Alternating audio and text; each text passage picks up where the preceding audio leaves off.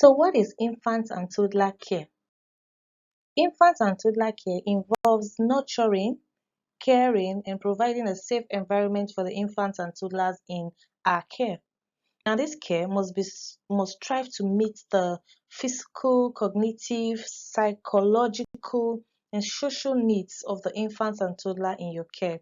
This is because whatever we do, fits a baby's growing brain, build the foundation for the development and learning necessary for them to thrive as adults. And that is why when a child is placed in a lower mediocre childcare facility, it becomes detrimental to the child's development. It diminishes the child's potentials and even leads to poor cognitive, social, and emotional development outcomes.